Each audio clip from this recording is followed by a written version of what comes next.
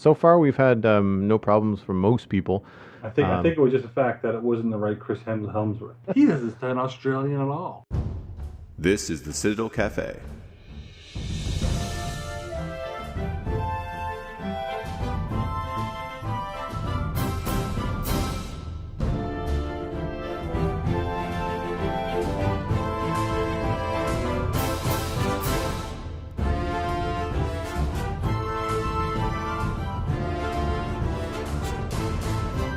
This is the Citadel Cafe, episode number 78, recorded live Wednesday, September 4th, 2013. I am Joel Duggan, and to my right, returning, is Mr. Peyton Francis of Cardboard Treehouse. Peyton, what is going on, man?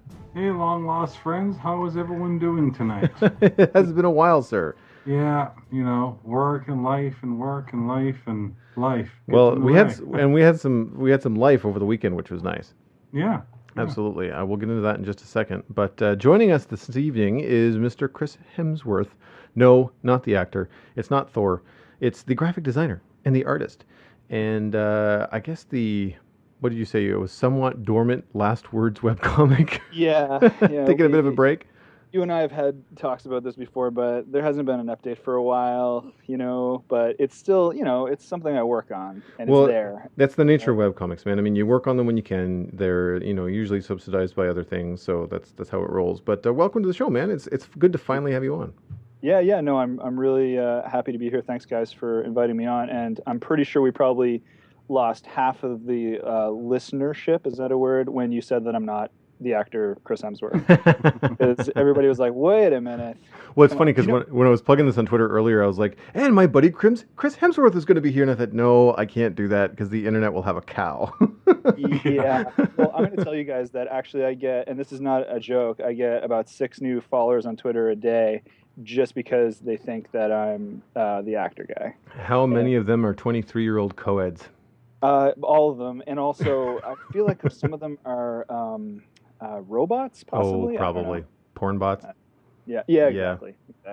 Yeah, I've had I don't have that problem. I have the invisible egg problem. I'll mention something about technology or art or something related to comics, and then I'll get these robot thing following me, and they're just spam bots that don't even bother to have a picture of a cute girl. They're just eggs. They're just the default Twitter egg. I'm just like, God damn it. Yep. At least give me something pretty to look at before I delete you 5 seconds later. Come on. Exactly. Oh, I don't delete them. I'll take what I can get. That's what a serial killer says, right? Yeah. Give me something pretty to look at before I get rid of it. It puts the lotion on its skin. Oh man! Well, if you listener are new to the Citadel Cafe, this is where myself and my friends come to hang out and talk about the things that we are into.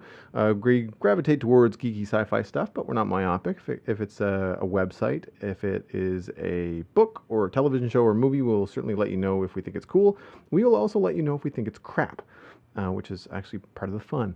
So one of the things that I wanted to I guess sidebar into before we go any further is that Chris, you and I have been friends for about a year. I think we met at HalCon last year.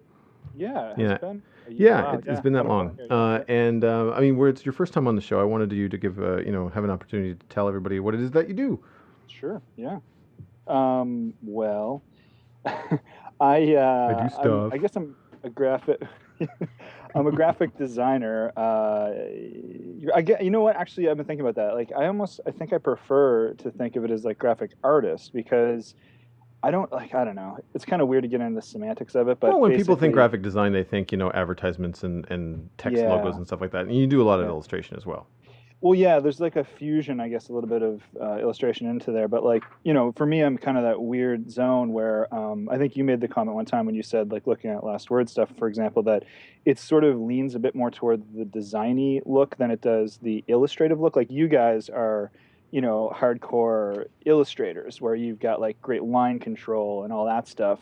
Whereas my stuff is kind of, you know what I mean? Like, it kind of falls into a graphic design style of illustration, I guess. Do you know what I mean? Like, well, yeah, I would say the final image, like the polish that you put on it, probably has that design feel to it. But I mean, I wouldn't say that there's any less line control, because I mean, a line is just a graphic with two sides, right? My trick is when they get semantic about stuff. Yeah, my trick is I don't use any lines. That's how I. Right. I'm just kidding. But no, yeah. So that's what I do. I guess my day job is I work for myself. I'm a graphic designer, illustrator guy, and yeah, I started doing it seriously. I guess maybe about, geez, I guess only like 4 years ago. It was a slow build. I came from a music background and transitioned. I'd always been doing sort of illustrative stuff and design and poster stuff on the side when I was in university for music.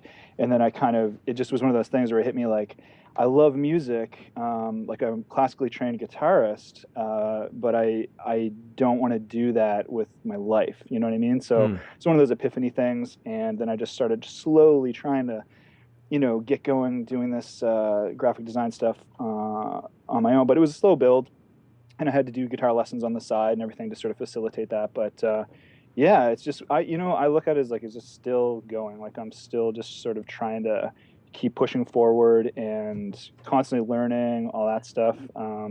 Yeah, that's pretty much me, man. That's pretty much where I'm at. Cool. And where can people find your work? Oh, right. Well, the best place is probably just christopherhemsworth.ca, or sorry, .com.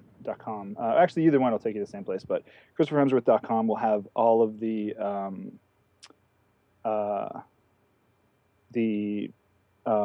links to everything. Basically, my portfolio is there, links to all my social media, all that stuff. Right now, it's just a temporary website that's sort of being powered by Behance, so I'm working on like a full-fledged, legit, fun-looking website, and that's pretty much it.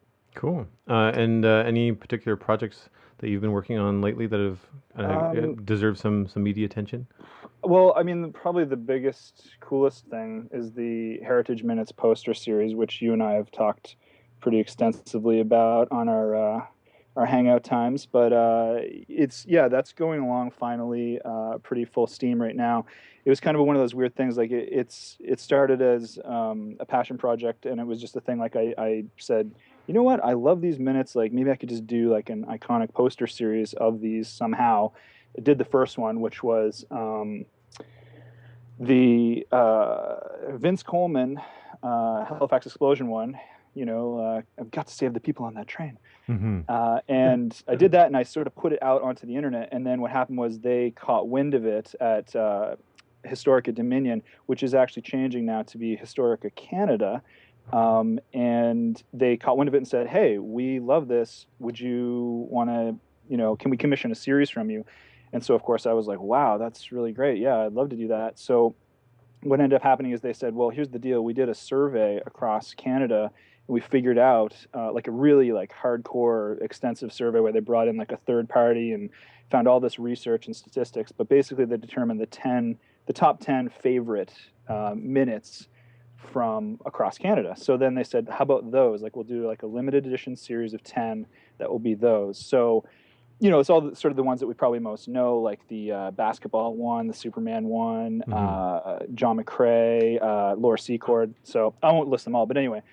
But the weird thing that happened was that they also had these two brand new minutes for the one was the Queenston Heights minute, and the other one is the Pierpoint minute. And so they said, you know what, can we get you to do those two also, but before the actual series of 10? So there's kind of this weird delay in actually getting rolling into sort of like the top 10 one, which are the ones that I know through and through from our childhood, like seeing them on TV. Mm-hmm. Anyway, so it was kind of like this. I got those two done, and finally that's sort of done, and it was really fun to do them. But now it's like getting into the real.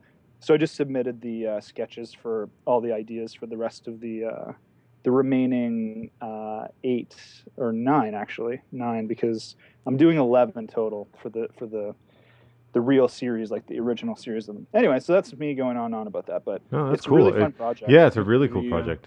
Any chance they could could they really lend themselves well to being stamps as well? So is there any talk of that?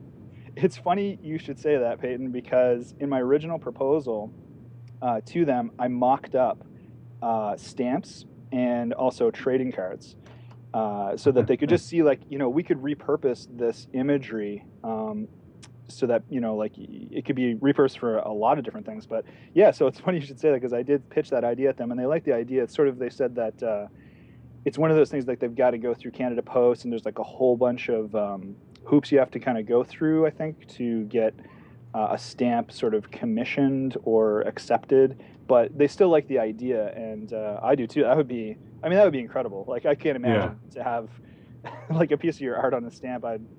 First of all, who even uses stamps anymore, right? But all your friends would. yeah, I'm kind of kidding, but your mom, who misses you terribly. Yeah. Oh yeah. Exactly. Yes. Yeah, I mean, for anybody that's not familiar, I mean, especially if you happen to be an American or international listener, the Heritage Minutes were little, I guess, a 1 to 3 minute live action cinematics that covered bits of Canadian history, and they would run them on CBC and I think CTV and some other Canadian television channels, like commercials, but they were just kind of like an educational, historic bite. Of some important moments in Canadian history, and they were run so often that a lot of us kind of committed them to memory. Yeah, as soon as you start hearing like the hinterland one, as soon as you hear the whistle, you know. Yeah. Yeah. Well, it's funny. Like, do you guys feel like you've quoted them through your whole life? Like, did you get ingrained in your mind? Prospector said Bill Miner. Yeah. Or like you've got to get. Or you're going to miss that train, you know? The Superman one, I feel like there's a bunch of quotes within that one. Like, if you're not fast, you're going to miss your train. See what your cousin Frank says in Toronto. Anyway, the funny thing is that if you talk to Americans about, like, I lived in the States for about 4 years, and so that's when I first got the DVD. You can get a DVD with all the minutes on it. Now you can just get it on iTunes too, of course, but at the time, you know, DVD. And they didn't know anything about it. So, like, I had been quoting all of them like crazy when I was living there, and everybody looked at me like, all right, buddy, like, whatever, you like, what are you even talking about? So I got the DVD mailed to me, and I said, all right, and I got a couple of my friends that I had when I was living in the States, and I sat them down, and I was like, watch this, and I played it for them. Anyway, that was the realization of the power of nostalgia, because it surely did not have the same effect on them watching it at that time, and they don't have really an equivalent thing right there. And they tried to say that Schoolhouse Rocks was sort of a similar thing. No, I don't know, but it's not the same. It's not like the same kind of history and heritage, right? But anyway, cool. So yeah.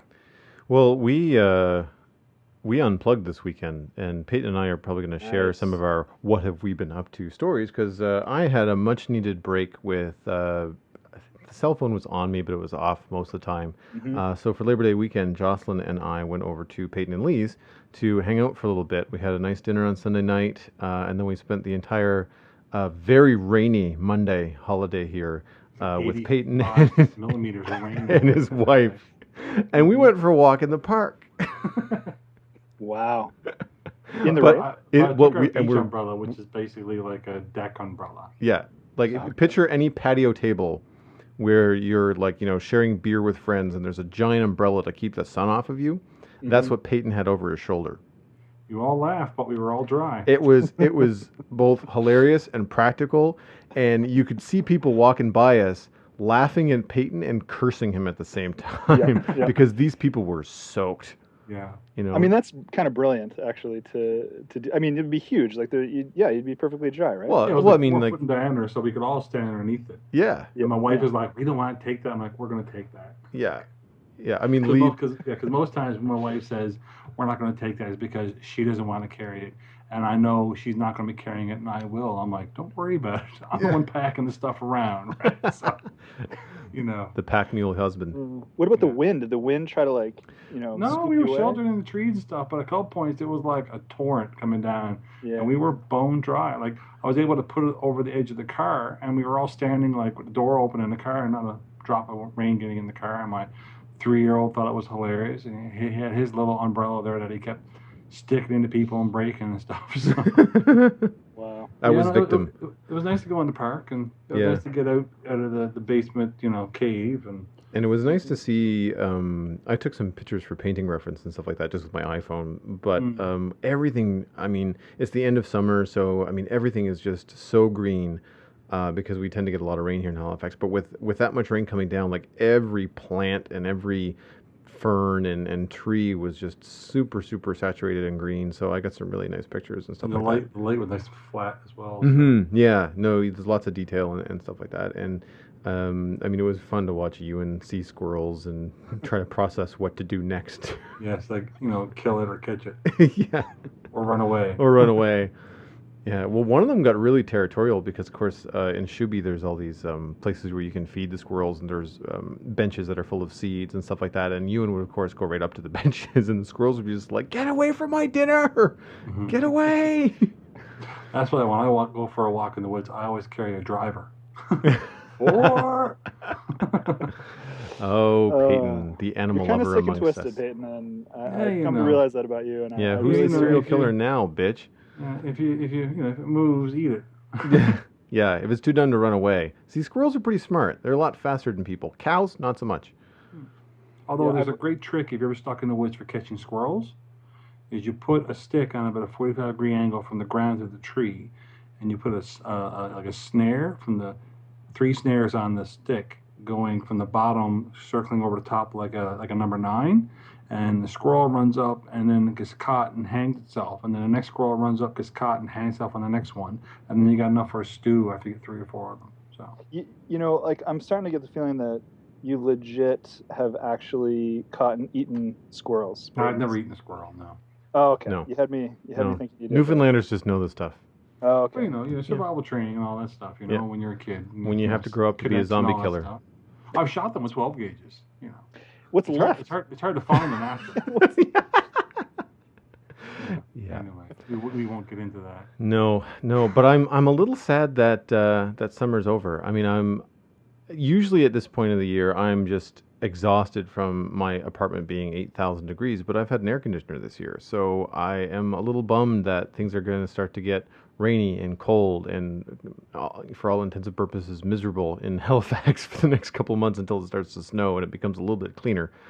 But what are you guys? How did you guys finish off your summer? Was it just as big of a blur as mine? Pretty much. Yeah, I feel like that's sort of my thought was like, where did August go? Which I feel like an old person, they go, oh, where did the summer go? But it's like, it just, honestly, like, I feel like suddenly it's September, right? Do you guys feel like that? Like all of a sudden? Yeah, I feel like Yeah. it's all of a sudden, but I mean, you guys it's probably all of our years going to school, but I always feel more productive this time of year. Yeah, totally. Yeah, I agree with that. Yeah, it's like kicking into like sort of for some reason when September hits, it's like everybody's, back to university, back to school, back to some kind of like concrete routines. The vacation times are over. Clients actually get back to me about stuff. Like it's better in a lot of ways. Yeah, But vacations also, are all over. oh yeah, definitely. And that was a weird. I found the summer was weird for vacations. I feel like everybody was taking a lot of vacation time except me, because working for yourself, what are you gonna do? Yeah, there's Care not a about whole lot the of that time. going on. But, Not a whole lot of that going on. Well, I guess we can move into the movies, TV, and videos section of the show, and I can kick it off with a mellow pick. I was hanging out with Jocelyn on Monday night, and we were trying to figure out what to do just to kind of relax and finish off the weekend before she had to go back to work the next day. And I was just like, you know what, ladies pick. Like, I'm in the mood for just about anything. If you want to sit down and watch a movie or play video games or something, just let me know. And one of her favorite movies is Memoirs of a Geisha, and I'd never seen it. And I heard lots about it, but this was my first time through it, and I was really impressed. It was the only criticism I have is that it was a little bit long. For the type of story that it was, I found that 2.5 hours was a bit of a stretch for me. But overall, especially as artists, it's a very, very pretty movie. It won, I'm pretty sure I got this right, it won for Best Costume Design and Best Cinematography. Yeah, I think it did. Yeah. Yeah, and I mean, and it's true to form. I mean, everything about it is very... like the devil is in the details, but it's not something that you notice. Like, you don't sit there and look at like the embroidery or the patterns on the silk or stuff like that until it's brought to your attention when you're reading about it later. Like, when you see a still image, but when you're watching it, it's just immersive. All of the components do their job and they really kind of suck you in. And I was really surprised to find out that most of it was shot in California. And I was like, how the hell? I mean, like I understand that just all the movie magic tricks and stuff like that people do, but like I mean, I really felt that I was watching a foreign film. Like it did not feel the same as when you watch an American movie that takes, has a scene or two in China. Like it really felt authentic, especially as a period piece. And I found out later that one of the reasons why the cinematography was so good is because to get the light right and to get the haziness right, they were wrapping the lights for the set in silk and passing the light through that. And That's it was cool. kind of it was kind of a cool technique, but also really fitting because, of course, all the kimonos and stuff in the movie are silk, and so the whole movie is just silky, for the lack of a better way to describe it. But I mean, all the other things hold up. It's really good acting, despite English being the second language for many, if not all, of the actors. They all have very good physical presence. Like they emote with not just their words and stuff like that, because it's I don't want to sound funny here, but true to form, most of the characters in the movie don't say anything unless it's worth saying. Okay. So they don't. It's the movie does not depend on dialogue to tell the story. So, you get to see how someone is feeling before they even open their mouth, and I think it's certainly worth checking out. It's an interesting kind of like it's a love story told in a different way, and it centers around over the Second World War. So it's a cool period piece when you think of like it's not ancient China, but it's like China from like the 1930s through the 1940s and 50s. Like it's a unique kind of shift, and I highly recommend it. It's on Netflix in Canada right now. Is it subtitled or? No, it's not. Okay. No, it's I usually shy away from subtitled movies only because I'm a bit of a slow reader, and I find that I spend too much time looking at the text and I miss what's happening. Yeah. There was a time when I was watching a lot of subtitled movies because I was watching some anime and stuff like that for school when I was in animation school, and I got used to it. And anime is a little bit easier. Only because they tend to hang on scenes a little bit longer, but live action stuff I just found too fast. Even like something as much as I love as Pan's Labyrinth, and even when the subtitles of that, like it's such a lush movie and you want to look at it all the time, it's very hard to kind of look down and read it. I do find that I prefer subtitles on home video, like home theater watching, because usually when they do the DVD release, they put the subtitles in the black bar as opposed to over the screen. And also your eyes don't have as far to go. When you're in the theater, you're looking up and down like 6 feet, but when you're at home, it's just a matter of a couple of inches, in terms of your gaze. So it's a little easier at home that way. But it's funny you should say that about the subtitles, because I remember Crouching Tiger, Hidden Dragon was one of my favorite movies. I mean, it still is. I love that movie, but I remember thinking the exact same thing, which is that there's these beautiful, beautiful scenes and action as well. Well, I guess during the action is not a lot of talking, but anyway, beautiful scenes. You want to look at the screen all the time, but you're reading. So on the DVD, I noticed that there was an overdub, English overdub, and of course, typically they're pretty terrible. Like it's not a fun thing to do, is to watch something that's meant to be in Mandarin with an overdub. But I got to tell you guys that if you watch that particular movie, the overdub is one of the best ones I've ever seen, to the point where I wasn't distracted at all by it, and I could finally watch that movie and just really kind of get lost in it, which I think is what you're talking about. Like you don't want to be distracted by reading the subtitles all the time, right? cool. When I first moved to Halifax about 15 years ago, a buddy of mine was doing his Asian studies at St. Mary's, and we used to hang out for a bit, and he had a 13-inch black and white TV. I remember watching Yojimbo on that, as well as I think it was Ran, and these old Kira Kurosawa films, and it's all subtitles. So we're like sitting there having a couple beers, trying to watch this big, epic films on this like 13-inch screen. Right? Anyway, I trying to read it, keep up with it. It was really quite funny. Anyway. I can see you. What's even funnier for me is just knowing you in person. That we're both like 6 feet tall. It's to see you hunkered over a 13-inch television, beer in hand. It's a fun image. Well, Peyton, what about you? What have you been watching lately? I recently watched the I love the Comedy Central roasts and just all the, I don't know if you call it witty banter, but it's all pretty fun stuff. The ad lib And stuff that they do. pardon? Ad lib. Yeah, some was ad lib, and just the cutting remarks and all that, and some of my favorite, like watch the Shatner one was great and all that, and then the James Franco one was on, it's on Oh yeah, YouTube yeah. there, and I'm not a huge fan of Franco, but Nope. some of the other fellas are pretty funny. Anyway, it was probably one of the better roasts. Like Bill Hader was quite funny, and yeah. everybody held their own, and Jonah Hill was pretty good and up on stage. So yeah, it's if you got you doing something you want to throw it on in the background or whatever, listen to it. It's pretty funny. It's not definitely not safe for work. They never are. No, they never ever are. And yeah, it's pretty funny. It's worth checking out. Yeah. Does Franco have a sense of humor about himself? Oh, totally. Yeah, He knows, like, they kept tearing him a new one around the entire performance at the Oscar a couple of years ago, and talk about his work as an artist and as a poet and all these other things. Yeah. Anyway, they're always, I don't think he takes himself too terribly seriously. Right? Okay. I think first and foremost, he's probably a businessman.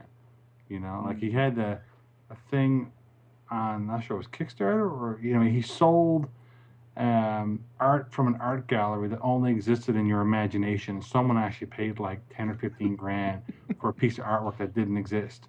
Oh my God! So he's just a good bullshitter, right? Can we cash in on that market? Yeah. I've got a few pieces laying around that are just in your imagination. Mm-hmm. So I've been working on several over the last year, as a matter of fact. Man, that's cool though. I wanted to check that out. It's funny you mentioned it because I remember seeing it promoted a little bit, and I wanted to check it out. Yeah, it's funny because Andy Samberg is there, and he's sort of a hit and miss kind of guy, and he goes in and he's like really really dry, but then he just keeps going and going and going, and he gets like bluer and bluer, and it's really quite funny. And anyway, so cool. That's about all for me. How about you, sir? Anything on your eyeballs? Yeah, I've been kind of obsessed recently. Well, it's funny you mentioned Jane Franco because where I saw the promos for that was on the Comedy Network because I've been obsessed with Drunk History lately. Now, have you guys checked that show out at all, Drunk History? No. I've seen commercials for it, but I haven't seen the show. Okay, you really got to check it out. Now, basically the gist of it is that it started as like just a web series on Funny or Die. It's produced by Derek Waters, and he basically goes to these people. I guess they're kind of friends of his, is my impression. And they're actually drunk, and he sits there and interviews them and gets them to recount moments of history, famous U.S. history. And now that might not seem funny, I guess, on its own, but what the hilarious part of it is that they have all these things that these people are describing reenacted by famous actors. And when I say famous, like, I mean, it's kind of mind-blowing, some of the actors that were brought in to reenact these scenes, like Jack Black, Zooey Deschanel, Crispin Glover's in one, which is one of my favorite ones. Oh my God. He plays Edison to, I think it's John C. Reilly plays Tesla. And anyway, that's one of the best ones. That's one of the ones you can just watch on Funny or Die at this point. So what happened was that was pretty successful. They only did like, I think around 4 or 5 of them. And then suddenly they just weren't being produced. And of course, some people were like, I love these. Why aren't you making more? Well, it turns out he was actually, producing a legit, really, really high production value TV series, which then, was airing on the comedy. Actually, well, of course, it was airing on Comedy Central in the States, and then subsequently for us, Comedy Central the Comedy Network.ca. So I tried to catch some of them on TV here and there where I could, but I often would resort to just watching them on the web after they had already been after they had already aired. But anyway, what happened was I just recently discovered this the other day. They had them all available to watch on the comedynetwork.ca, and then just recently, I think the season ended maybe last week, they pulled all of the episodes. Like if you go to the comedynetwork.ca and go to shows and click Drunk History, it redirects you to muchmusic.com. which is like, and then there's a big promo thing there saying this series premieres on September 5th, which is kind of like, what the hell happened there? So I guess essentially what happened was they decided to hand it over to Much Music, and they're just going to replay the whole series on that. They must be owned by the same. They got to be owned, right? By Chum. So. It's all Chum, yeah. So that's just a weird thing that like they want to. I guess they'll put them back online on Much Music after they air them again, but it's kind of frustrating. I thought part of the CRTC's licensing agreement for Much Music was that everything had to have a musical component to it. So they used to be able to start. They used to start showing films and TV shows that had some sort of music. Maybe like a Will Smith movie because he does music and film. And, but now they just show garbage. Yeah. Not that what they were showing before was great, but I don't know.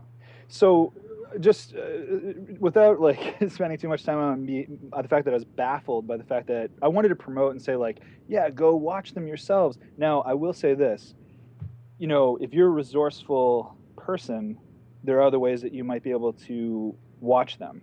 The ones that have recently aired, like the season that just aired. I'm not going to condone anything, but you know what I'm saying. Like people can figure it out. But what I'll say is that it's really worth watching. Like they are truly hilarious. For me, the true joy is watching these actors lip sync, because what's happening is that I didn't say that, I guess, but what's happening is that they're acting the scene out, but they're moving their mouths exactly in sync to what the drunk person is saying. And that is what's making that's what's so hilarious about it. And one of my favorites is from the season they aired, the first season officially. Jen Kirkman is the storyteller, who's, I guess she's like a comedian in her own right, actually. But she's drunk, and she's telling the story of Mary Dyer, who is being portrayed by Winona Ryder in the reenactments. And actually Michael Cera's there as well. And I'm telling you guys, it's nothing I can really describe. Like I wouldn't be able to, it's one of those things like you have to watch it. But it's just the way that their mouths are moving in sync to these drunk people, and the ridiculous stuff that they're saying is so great. So I highly recommend checking it out. Cool. Yeah. It's funny that you mentioned that stuff about Much Music, and pulling content that was already online is very likely maybe pulled down off YouTube now, but it could have been found on YouTube earlier if you had the right place to look for it. I caught something this morning that I kind of squirreled away in the back of my brain for tonight, and it is a Kevin Spacey talk, edited down to some of his more important points about Netflix versus traditional networks. So I've thrown the link in the chat room, and it's in the show notes here, and I'll put a link in our show notes on the blog when the show goes up tomorrow. But it is just a really, really concise and well-spoken point that kind of encompasses all the things that we've been talking about on the Citadel Cafe this summer with all the Netflix shows, the Netflix exclusives, how Netflix handles binge watching, and how they are listening to the viewer. And here you are, Chris, the viewer, saying, I just want to watch these. That's all I want to do. Yep. I will pay for it. I will find a way, to look at them. And if I can't pay for it, and if you pull them away from me, I will find other means. Yeah, and one of the points that Kevin Spacey makes is that, like, if you give somebody what they want for a nominal price, then not only will they more likely pay for it than pirate it. Not that everybody will go that route, but because some people are just like, fuck the man. But, the majority of the public will go and they'll pay for it. But not only that, they'll tell their other friends, and they'll start championing your cause. I don't know how many people that I've told about House of Cards and Hemlock Grove since I've watched them. And it's $8 a month. Yeah. For 2 13-hour movies. Like, it's incredible the content that you can get for pennies now when you look at it in demand. If you have kids. Sorry? Right. If you have kids, Netflix is beautiful. Oh yeah. Oh, absolutely. Yeah. Absolutely. And granted, I'm a little bit of a cartoon collector, but I don't necessarily want to own all 8 seasons of SpongeBob SquarePants. Yeah. I like having access to them whenever I feel like watching one, but I don't necessarily want to have boxes and boxes of DVDs. Yeah, we're just starting to get you into SpongeBob now. It's pretty funny because we watched one the other day and we were both laughing at it. And like at one couple points, I was like laughing very loudly at them. And my wife, I look at my wife and she's just sort of like blankly staring at me and staring back at TV like, what's going on? She, she doesn't like Simpsons or many of the other things that I find amusing. SpongeBob is silly funny. Yeah. It's not necessarily. Sometimes it's clever, but most of the time it's just ridiculous, silly fun. Mm-hmm. I had a terrible realization about The Simpsons the other day, guys, which is that there's 25-year-olds on this planet that have never known a world without The Simpsons. Okay, that actually really furthers my point, Joel, because what I'm about to say is that I realize that how much I quote The Simpsons, and actually. It's to the point now where Julia has decided there needs to be a Simpsons jar. That every time because it's getting to the point where she'll say something where she'll say, "Is that you saying that, or is that a Simpsons quote?" Because she wouldn't maybe not necessarily recognize all of them. And then I'll say, "It's a Simpsons quote." And she's like, "In the jar." Anyway, the point is that here's the scary thought. Okay, so we probably the three of us can know The Simpsons fairly well. We grew up with it, perhaps, and can quote it. So cut to years from now, people our age, and we're like say 30 years from now, and we're there and we're like, oh yeah, quoting The Simpsons. Oh, my cans, my precious antique cans, and then jerk face, you got a face like a jerk. Yeah, and then the 30-year-old at the time hears that, and that would be the equivalent to them of if we heard our parents quoting like "I Love Lucy." So they're gonna look at us and be like, "That is so lame, you guys," and then they're gonna just turn their jetpack on and fly off into the sky. Because "I Love Lucy" was over. It was no longer on the air. Simpsons is still on the air. Oh yeah, right, exactly. But anyway, it's just sort of a realization that it's ingrained in us, but there's going to come a point where, well, you already said it, Joel. There's 20-something-year-olds who. Yeah. Have I mentioned that like we're like I'm in my like we're all in our 30s, right? So yeah, just Joel's almost 40, but yeah. I feel like I'm 50. Well, anyway. I mean, I get lost because people, the crowd that I guess socialize with are usually big Simpsons fans, especially when I was working in animation. That was kind of like the thing. And honest to God, like I stopped watching 15 years ago and I never picked it up. It was fun when I was in high school, but after that, the last time I remember sitting down to an episode that was like the new one was in university because it was a Sunday night thing on campus where we would pile into somebody's room that had a TV and like 8 or 12 of us would all sit down and watch episodes of The Simpsons. And then The Family Guy started when I was in university, and that was hilarious because it was so like just out there. And we would have a hoot, but like since then, I've never gone back to watch them. Like I've never got pulled back in. I think I tried once or twice, and I just felt like it was the same show. Like it hadn't really changed that much. Yeah, I'm so much older than you guys. Yeah. I remember watching Ren and Stimpy in university. Oh wow! Yeah, you are much older than us, aren't you? Wow. Yeah. Who's 40 now? You're 53, right? Pete? Yeah. That's right. Well, it's funny, Joel, you say that too, because I recently just bought seasons 4, 5, and 6 of The Simpsons, because to me those were all I ever want to have in my life. Those were like my definitive seasons. They were the ones that were produced by Conan O'Brien. I love the animation style the best in that particular zone. It's like they just get out of that sort of really rough around the edges style, and it's into sort of a weird, like there's little exaggerations of the mouth and things like that that are really funny to me, and all the great lines and quotes and stuff, like the monorail episode and all those episodes are in there. So I think the "Hey jerk face, you got a face like a jerk" is a Conan O'Brien line. Oh, is it? Oh, yeah. That sounds pretty. And then they go and runs away. Right on. Well, I guess we can march into something that we don't often get to cover on the show, but it looks like we've all had some time to actually read, as luck would have it. And I know I recommended this to you over the weekend, Peyton, but I'm going to go ahead and tell everybody about Planetoid by Ken Gehring. This is a comic series that I was turned on to by Scott Johnson on Comic Dorks, which is a comic podcast on the Frog Pants Network. And it's a gritty looking kind of sci-fi adventure, kind of a post-apocalyptic Western vibe to it.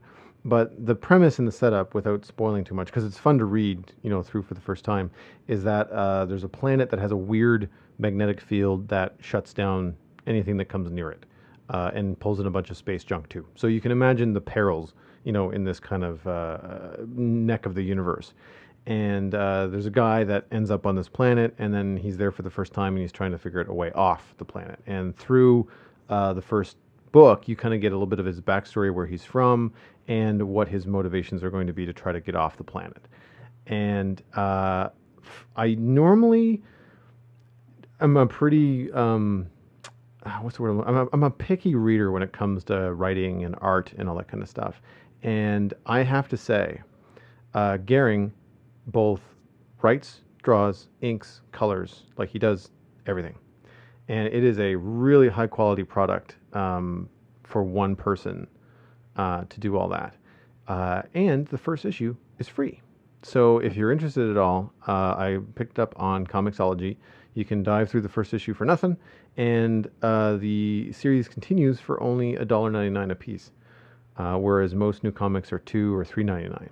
So it's totally worth checking out. I really enjoyed the iPad. I would imagine it would look even better on a Retina screen. I only have an iPad too, but it's very imaginative, and it's totally worth the 20-30 minutes of just reading the first issue, just kind of see if it's your cup of tea. I love that so many comics are doing the read the first issue or read the first chunk for nothing, and then decide if you want to pay us $1 or $2 an issue from here on in.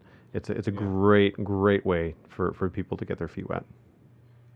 Some comics I still prefer the actual ink stuff, dead trees. But dead trees on paper. Yeah. Me too. There are some things like I much prefer to read my comic strips in book format, like Zits or going over old collections of Calvin and Hobbes. Like I would much rather take an afternoon and sit down on Calvin and Hobbes book than I would get it in my email every day by some Comics or whoever owns the rights to redistribute them now.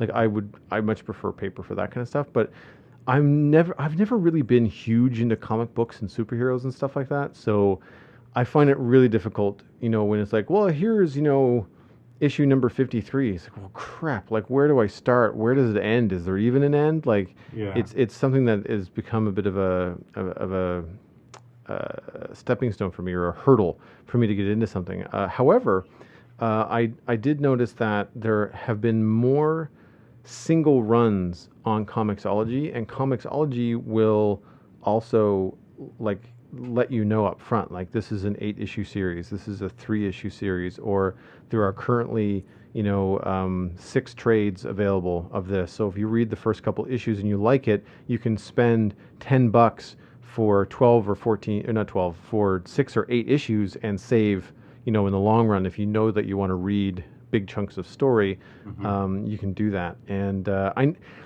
while I also like to support, my local comic shop, it's right there in the palm of my hands, and it's especially with the free stuff. Like, you could also look at it as, like, you can read a couple things for free on the iPad, and if you like it, then you know what you're looking for the next time you go into Strange Adventures. For sure, yeah. And the boys are ordered in for you as well. So yeah.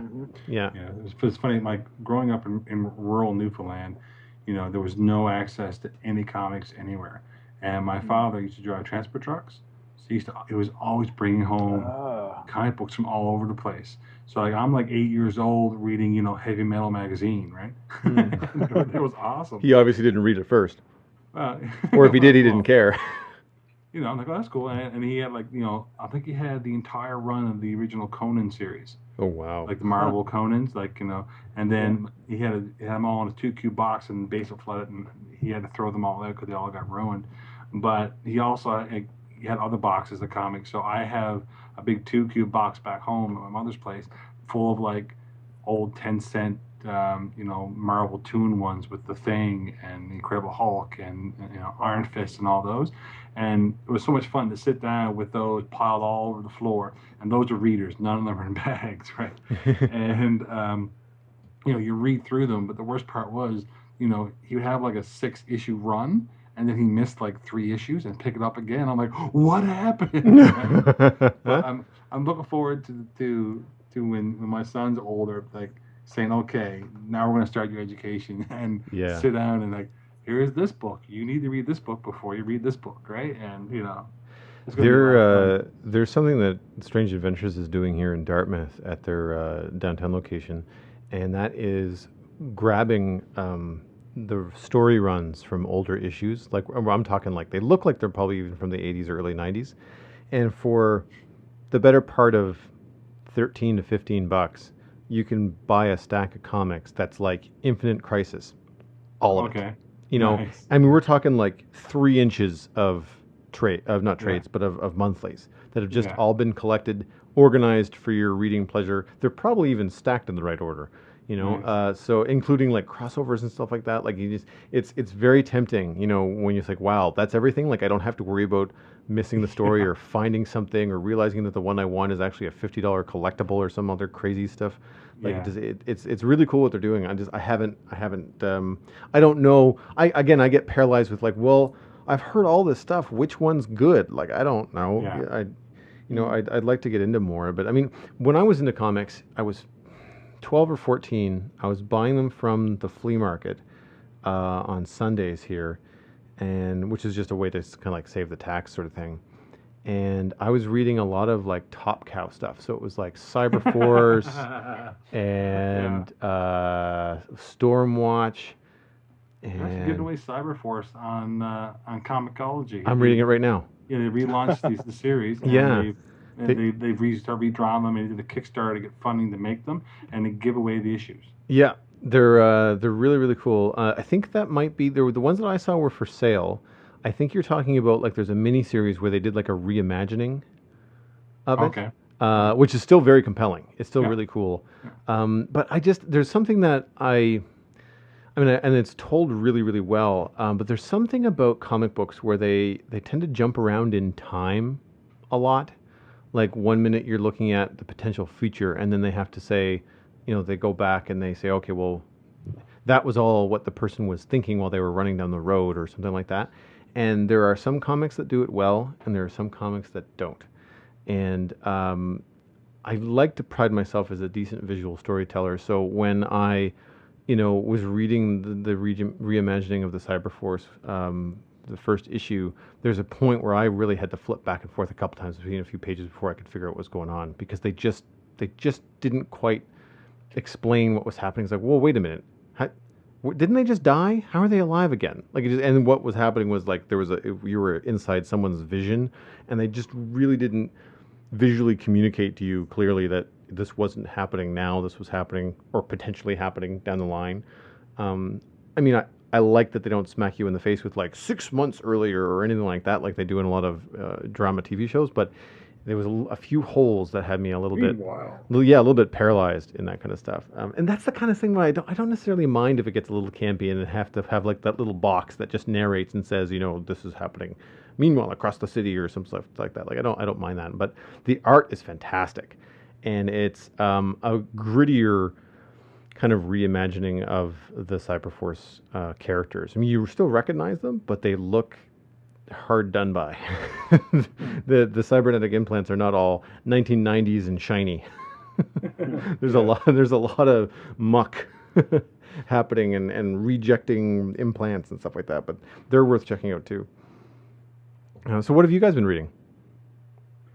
Fight. Go ahead. Sorry, I just realized I totally threw it to both of you at the same time. Sorry, man. My bad. You go ahead, Chris.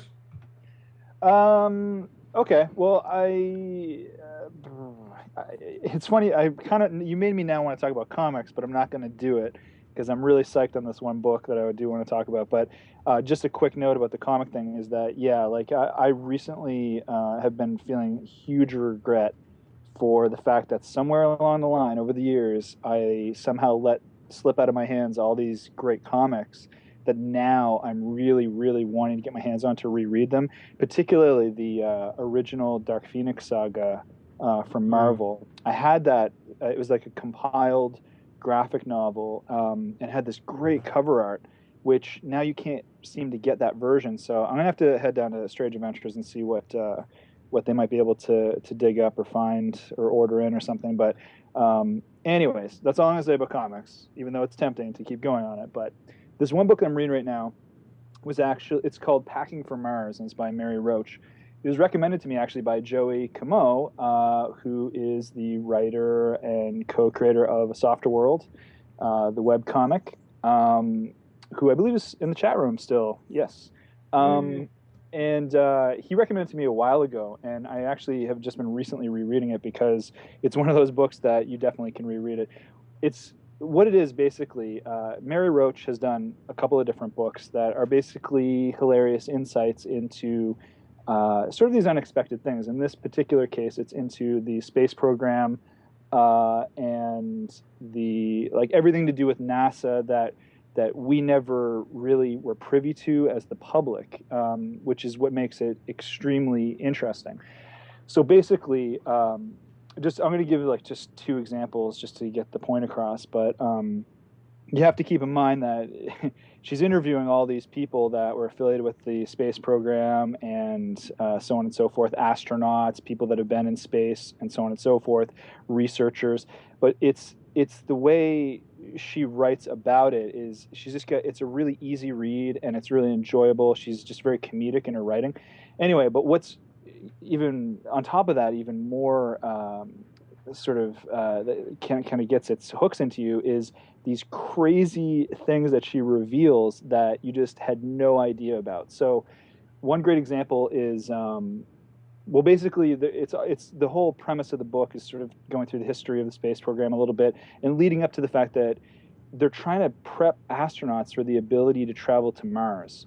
And so some of what she keeps kind of dealing with is basically these astronauts in these crazy test situations that keep failing. And so it's some of them are just that they'll have astronauts trying to cohabitate in a small, tiny space for months and months and months. And it's just like they're trying to dial it in to make this happen. But what's the one variable that is the problem is they're humans, right? Like you can only be so strong, right? Mentally and physically and stuff like that. But anyway, one of the interesting things to me was that she talks about basically fear of insanity because it started with trains. When they first made trains, they were afraid that people would go insane from going so fast and seeing everything moving by them at such a high rate of speed. So they were kind of afraid to put people on the trains initially. And obviously that was well, actually back then they thought everything would make you insane, I guess. But anyway, then the next sort of aspect of that came with space travel. So they were afraid that when astronauts got into space and looked back to see the Earth, especially like a trip to the moon, that they would look back and see the Earth and realize how far away they were and just go insane. So they kept trying to figure out ways to prep and train them out of thinking that way. So anyway, one of the things specifically is it's called rapture of the deep, which can happen. So this is the thing with miners where they would go down into the depths of mines and they just feel really peaceful and serene and they just didn't want to come out of there. So they, there's this weird, all-encompassing feeling of I just do not want to leave this space, which is really, really weird, and that applied to space. So here's the little tidbit: the first spacewalk. So the first guy that goes out into space for the outside of the vessel for the first time. What we didn't know as the public is that they had to spend about 40 minutes trying to convince him to come back into the spacecraft. Because what happened was he just basically got out there and he had never felt that feeling before, and they never showed the public. They just never. So in the book, there's a transcript of the dialogue between the guy, his co-pilot in the space shuttle, and NASA and him, and it's just it shows the names and just everything they're saying, and literally it's stuff like, you got to come back in. Like you have to come back in. And then he's out there and he's like, yeah, in a minute. Yeah, yeah. Like, tell my wife and kids I love them. Yeah, basically, right? Yeah, exactly. But it got to a point where it was crazy, where NASA was like, listen, they're talking to the co-pilot, and they're like, listen, if he's not going to come back in, you cannot go out there. You have to cut him loose. So what could have been the end result of the first spacewalk was that he was cut loose into space and dead. Like, that's the kind of stuff that's in the book, is just like mind-blowing insight. They polished everything that was in the news. They polished it and made it seem like everything's great. You go to space, you have a great time. Your super astronauts are like the strongest, coolest people, in the world. Well, no, that's not the case at all. Like, they hid all the puke and all of the problems, and well, except for obviously Apollo. What was it, 13? Yeah. The one that went terribly awry. Apollo 13, yeah. Yeah. So that's what makes the book great, is you're getting like this insight into these crazy things that happen through that we were kind of just not privy to.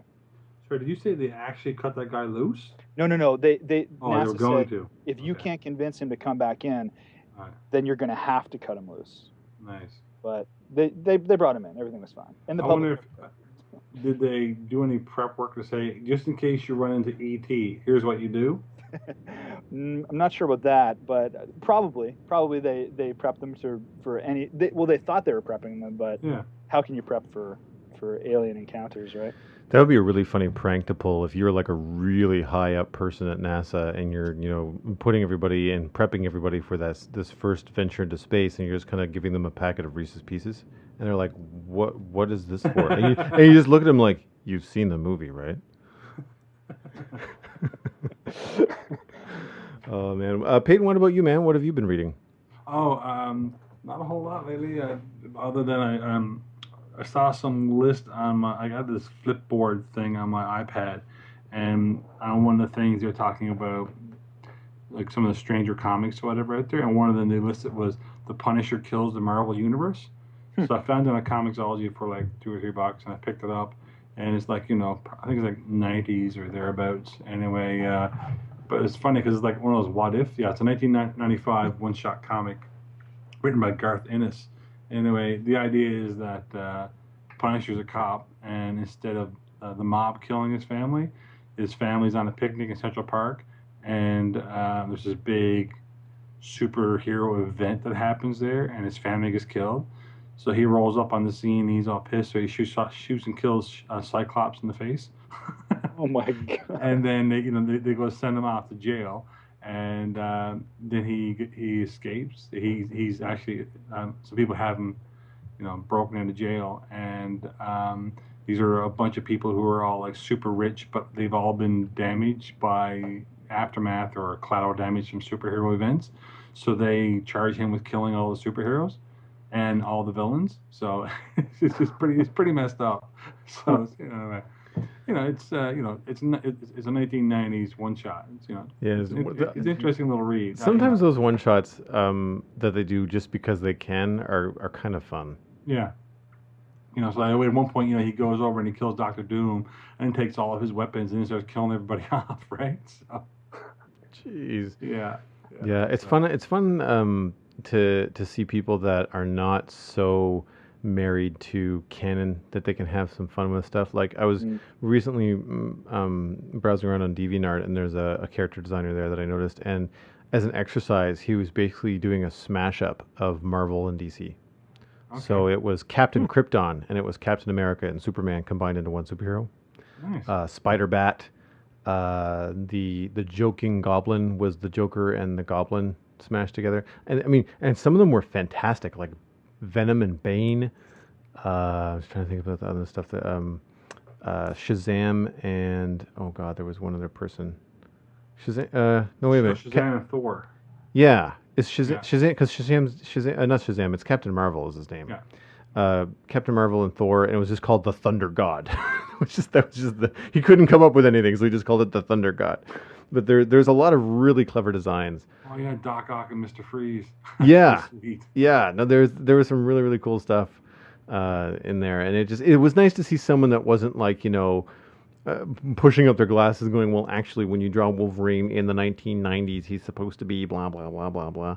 And it's nice to see some people still having some fun with it. So Punisher kills the Marvel universe sounds like a wild ride. Yeah. Yeah. Yeah, I've never really got into I don't read much Marvel, if at all, and I don't really read. I certainly have never read a Punisher comic, to save my life. I've always been more of the superhero as opposed to the anti-hero. Well, I think the Punisher was an answer to Dark Knight Returns. With all the anti-hero stuff. Huh? Yeah. Okay. Yeah. Yeah, I liked the idea of the Dark Knight Returns, and I remember talking about this, I think, with you over the weekend, Peyton, is that animated 2-part series that DC put out on DVD, which is very well animated and well done as an interpretation of Frank Miller's The Dark Knight Returns. And the first one was really good, but you learn really quick that Frank Miller is not a big Superman fan. Yeah. And he really takes it to places that don't really make sense and don't. It seems after. Well, I think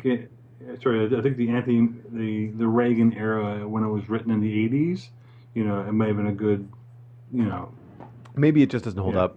Maybe that's what my problem is. Yeah. It's funny you just mentioned the Dark Knight Returns. I was just reading. That's the Frank Miller one, right? Yep. Yeah. I was just reading that last week. Oh wow. I was trying to. I found. I don't know. I didn't love it, to be honest. The art was just not. It's more about the layout and stuff. With all that repeating, there's a lot of repeating TV stuff on each page. Yeah. Anyway. Yeah. Yeah. The animated movies is still worth watching, especially because the first part, when you've got old Batman coming back, oh man, like he hurts people. Like because it's a direct-to-DVD release, it's not on TV. Like they get away with a little bit more. There's broken limbs and there's a lot of like bloody noses and stuff. It's the kind of thing that you kind of wish they were doing in the '90s Batman, television series, but they're doing it now. Although actually they did do apart from the Dark Knight Returns in the '90s actually. In one episode, I think. They did they? They have a bit where he's fighting the main mutant guy. In the at the sewer prop and all that. I remember that. Yeah, you can probably find it on YouTube as well. But, yeah. The part where he's like, this is not a fight. This is an operating table, and I'm a surgeon, and all that stuff. Yeah. The problem that I have is all of those collected Warner Brothers Batman TV series on DVD. They're ordered in the way that they were produced, not the way that they were aired. So. It's like the first thing on the disc is the Christmas special, which is horrible. And then you've got to try to figure out, well, what's the first one? Like, and then you look it up online, and then you have to realize that, oh, okay, the nerds have come to my rescue. There's one, which is the order in which they appear on the DVD, which is how they were produced. And then there's the original air date, and then there's a secondary air date where they actually rearrange them into like not a chronological order, because they don't really. The first season especially, they're more like one-offs, but they at least arrange it to the point where you're kind of introduced into the world. You ever see the Clerks cartoons? Yeah. Yeah, the first episode they aired was a flashback episode. Nice. It always cracks me. I was like, all right, then why not? Yeah, sure. Yeah, that's weird. Yeah, really bizarre. Well, I guess we can jump into the Internet Minute here, and this is the section of the show where we just kind of share a couple of quick picks that we've found online and just cannot go without sharing with you listeners. And speaking of comics, I'm gonna stay with the theme. I found it on Twitter, and I don't remember where. So forgive me, person I follow on Twitter that I'm not able to credit. But it's basically Scott Williams. They call it speed inking, but he's not speed inking. He's inking at a regular pace. But there's this trend on YouTube of doing like speed painting or speed inking, where they basically, they film themselves working and then they increase the speed. So it's kind of like a time-lapse video. Mm-hmm. The cool thing about this, though, is that on certain sections of the piece that he's working on, they slow it back down to regular speed. So you actually get to see the stroke, the control, the methods that he's using with the brush. The fact that he's so good, it kind of makes you want to stab yourself in the eye with a spoon. Like it's a really, really cool thing to see someone who is so practiced and so good with a brush just do everything with this one tool. Yeah. You know, I mean, like I've got pens and markers and brushes and things, and he just does the whole thing, even the tiniest little line with this brush. And you know, we've talked about it before on the show. When you think about someone like Scotty Young, that kind of like incorporates some sketchiness into the work, so that if you do have a happy accident, it still works really well. Well, I feel like this that Williams has got some stuff going on where he's got these little nubs at the end of his lines, and they work somehow. They don't feel like, because they're not mistakes. They're there intentionally because he repeats the process. But it really gives this weird kind of back and forth between the fact that he's rendering something with light and shadow and depth, but also is not afraid to let people see, yeah, no, it's ink. It's ink on paper. Like you can still see where I've, moved the brush a little bit sideways here and there. And it just, if you got a few minutes to check it out, it's totally worth it. Nice. What about you, Chris? What do you have to share? Well, I don't know how I stumbled across this actually. Might have been, I don't know, one of the various social media, right? This guy, Simon Stalenhag. Joel, you and I have been discussing digital painting here and there, like over the last several weeks or months or whatever. I love, some of the stuff that you and I share with each other too. Like some of that stuff is just incredible what they can do with digital painting. There's a particular look and whatnot that they can achieve. But this guy did this cool sort of sci-fi, like almost like subtle sci-fi paintings. Did you post it? Yeah, okay, yeah, you put the link in there. It's simonstalenhag.se is where you can go and see. And the cool thing is, I found the artwork by way of theverge.com, but if you go to simonstalenhag.se, you get to actually see a little bit more. Like what he did is he posted closer up details of a bunch of sections of the paintings. My personal favorite, if you go and look through, is there's one where this kid has actually it's the first one on his site. Yeah. He's controlling this giant robot thing towards he's got like a backpack and a glove, and he's controlling this almost looks like a what's the Star Wars it looks like an AT ST. Yeah, that's it. Yeah, towards a police van. And it's just so awesome looking to me. Like it's sci-fi, but he does it in sort of inspired by the landscapes and people of Sweden, so it has this really like I don't know, like you guys might be able to interpret it a little bit better than me, but yeah, it has a down to earth practical feel to it. It's not, it's more like science fact, like it's less science fiction and more like, this is just where things could go, like it's still gonna, like you've got this, there's one farther down the page where it looks like it's like a harvester or a tractor of some kind that's hovering over a farm, and then is going to use its, hover pads to probably, thresh some wheat. But the guy standing next to it is still in a pair of coveralls. It's amazing, yeah. And the van. Look at the van. Right? Yeah, and the van is still the same. Yeah, looks like it's a Mercedes. Yeah, the guy's leaning out of it too. Yeah. Yeah. Yeah. So it has that quality that to me it's like, how did you just phrase it?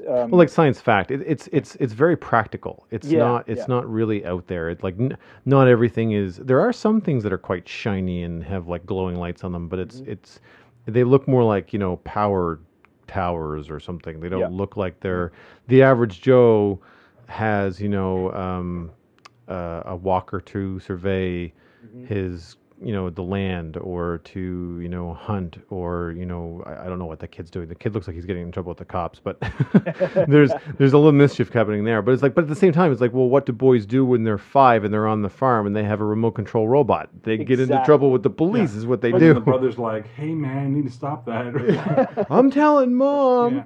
Yeah, and it's almost like you could reinterpret it as like, what that's them out in a field with a radio control plane or something. You know what I mean? Like it's sort of a similar futuristic interpretation of just some, brothers out, playing around in the field with whatever, right? So, but anyway, I just think the style is very cool. Lots of movement there, even though it's a landscape, right? With the wind and...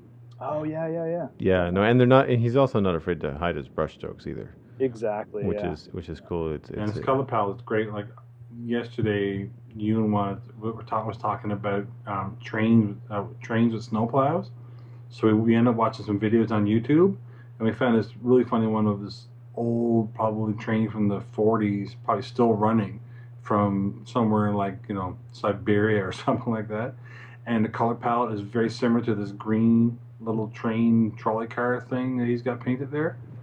It's very European, sort of, old Cold War aesthetic. It's kind of nice. Anyway, yeah, really cool. Yeah, really, really nice stuff. Right on. Peyton, what about you, sir? Oh, just a couple odds and sods. One of them is a hologram generator for smartphones and tablets that a guy is putting up on Kickstarter.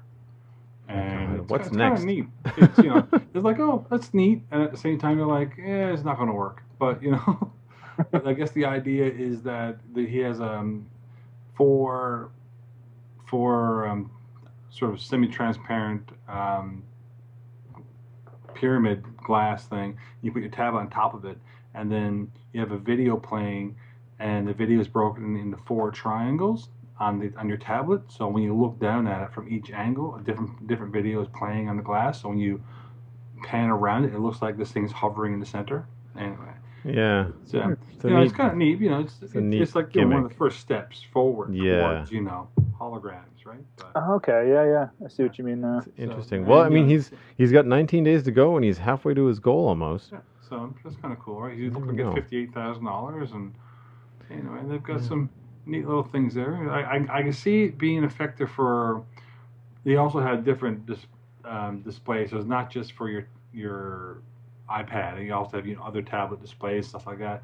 But I can see it being effective in a like a trade show or something along those lines. I was just thinking that a marketing sort of situation. Yeah, right.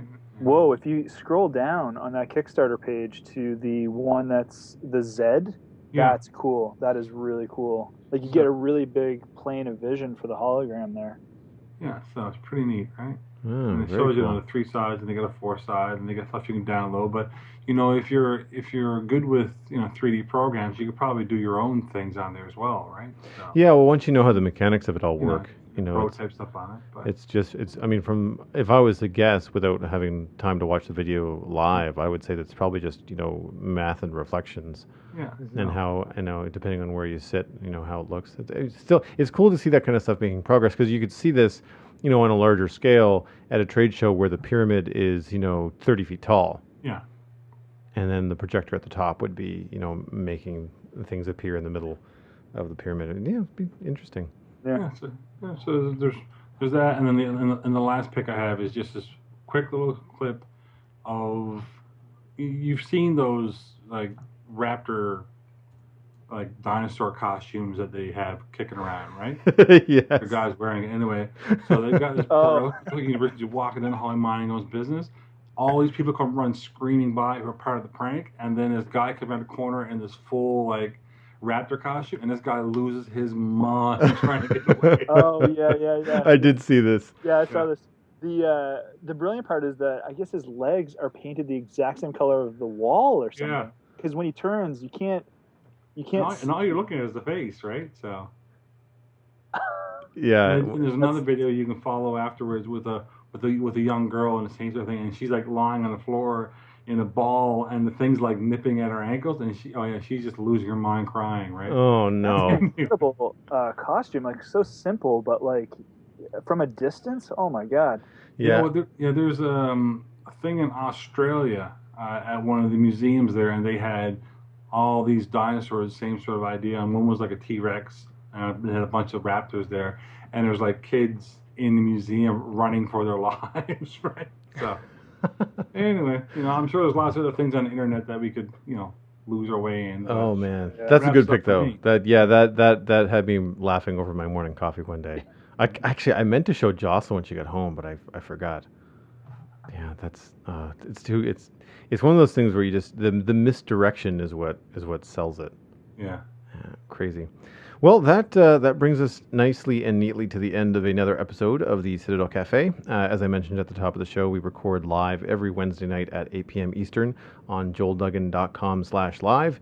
Music for the show was composed by Kevin MacLeod, and the podcast is, of course, available on demand via iTunes and our website, thecitadelcafe.com. That is also where you will find the show notes, links to all the cool stuff that we've just mentioned, including the books and the comics, because Comixology has, it's very easy to find the links for that kind of stuff. It's like most of the time with books, I'm searching on Amazon for like 3 minutes trying to find the right link to share with people, but Comixology makes it super easy. You can even send people gifts right from the website, which is amazing. If you'd like to send us an email with your favorite comics or your favorite TV shows, you can send one to thecitadelcafe@gmail.com. You can also hit us up on Twitter, Facebook, and Google Plus with just the show name, The Citadel Cafe. Don't forget, this Friday night is the Gamers Inn. That is going to be at 8:30 p.m. Eastern on amove.tv. If you're a gamer, you can tune in to talk to Jocelyn and Ryan live as they break down their opinions on the latest in gaming news and what they're playing. You can find out more at gamersinpodcast.com or, of course, amove.tv/TGI. My name is Joel Duggan. You can find everything that I'm up to online at joelduggan.com, including my book, Starcrossed Volume 1. And you can also find me on Twitter and Google Plus with just my name. Peyton, where can people find you online? Online, I got stuff going on at cardboardtrios.com. That's my website. And, Twitter and the other things under Peyton Francis. But, if you're in Halifax, look me up. We'll grab a coffee. How about you, man? We're going to find you when you're a good work there, Chrissy boy. Well, Twitter is audiovisual boy, all one word. ChristopherHemsworth.com, obviously, for everything, links to everything there, including the social media. And, of course, the comic, which I didn't mention before, but the URL is andthentheydied.com as well. And I want to just interject here that I think it's great that you guys are nominated again this year. Where can people go to vote? That's right. I completely forgot to mention that. You fool. Yeah. So the Citadel Cafe last year was runner-up for Reader's Choice Award in The Coast, which is a local weekly newspaper. And this year we are once again nominated for Best Podcast in Halifax. So if you're a fan of the show and you'd like to vote, you can head on over to, I believe it's thecoast.ca. I'm going to have to look this up because I think you're right. The actual link for the for the survey that you have to fill out in order to vote for people is lengthy. But you're looking for the Reader's Choice Award for 2013. And I've put it out on Twitter a couple times as well. Hey, Chris to the rescue. Looks like it's in the chat room. Fantastic. Yeah, and just to interject here, Joel, that if people just go to thecoast.ca, there's just right in the top right corner, boom, nice big sweet. thing they can click right there. So. Yeah, so last year we didn't even know we were nominated until we won. No, exactly. I got an email one day saying, "Hey, you guys are runner up." It's like, what? We were in the running? That's cool. Yeah. But yeah, it's well, we've been at this for almost 2 years now on the calendar, and it's been a super fun ride. Actually, I was just speaking with the guys from Geeks versus Nerds the other day. We're trying to orchestrate a crossover where we can pop onto one another's shows. Given HalCon is coming up and the Coast Reader's Choice Awards and stuff, so quick shout out to the guys over at Geeks vs Nerds. We've actually had Pig Monkey on the show before. That was I want to say that was like near Christmas last year, maybe. Something like that. It's been a while. So yeah, hopefully we'll run into those guys at HalCon and be able to spread the word about Citadel Cafe and Geeks vs Nerds. So I just want to say thanks to you guys for having me on your show, and also congratulations for being nominated again. Well, thanks, man. Yeah, so, very much appreciate it, and thanks for coming by. It will not be the last time. Thank you. That's for sure. I had a great time. That's for sure. Well, ladies and gentlemen, you have been listening to the Citadel Cafe, where we are fast, easy, and cheap, but you can only pick two.